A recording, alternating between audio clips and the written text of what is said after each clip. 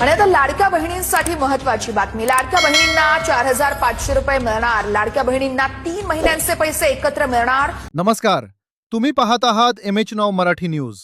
बातमी आपल्या हक्काची, बातमी आपल्या बहिणींची। व्हिडिओ सुरू करण्यापूर्वी सर्व लाडक्या बहिणींना एक विनंती आहे। जर तुम्ही आपल्या चॅनलवर नवीन असाल तर आताच्या आता खालील सबस्क्राइब बटन दाबा आणि बेल आयकॉन नक्की प्रेस करा, जेणेकरून सरकारी योजनांच्या सर्व अपडेट्स तुम्हाला सर्वात आधी मिळतील। आज 7 मे उजाडली आहे। मे महिन्याचा पहिला आठवडा संपत आलाय, पण राज्याच्या लाडक्या बहिणी अजूनही एकाच प्रश्नाचे उत्तर शोधत आहेत। आमचा हप्ता कुठे आहे? बघा, जे वितरण मार्च महिन्यात व्हायला हवं होतं ते मार्चमध्ये मिळालं नाही। एप्रिल उलटून गेला तरी पत्ता नाही, आणि आता मे महिना लागूनही सरकारकडून केवळ शांतता पाहायला मिळतेय। सलग 3 महिने लाडक्या बहिणी 1500 रुपयांच्या हप्त्याची चातकासारखी वाट पाहत आहेत। प्रशासनाकडून कधी ई-केवायसीचे कारण दिले जाते तर कधी तांत्रिक मुद्द्यांवर बोट ठेवले जाते। पण बहिणींनो, विचार करा, याआधी जेव्हा ई-केवायसीची कामे सुरू होती तेव्हाही हप्ते जमा झाले होतेच ना? मग आताच का टाळाटाळ होतीये? पोटनिवडणुका झाल्या, निकाल लागले, पण तरीही वितरणाची हालचाल नाही। असं वाटतंय की सरकार आता जाणीवपूर्वक या योजनेकडे दुर्लक्ष करतंय।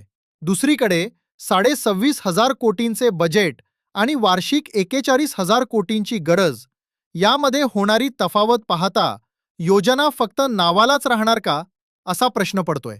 मध्य प्रदेशात लाडकी बहना योजनेचे पैसे टप्प्याटप्प्याने वाढत गेले, तिथे लाभ मोठा मिळतोय। मग आपल्या महाराष्ट्रात 2100 रुपयांचे जे स्वप्न दाखवले होते ते फक्त कागदावरच राहणार का?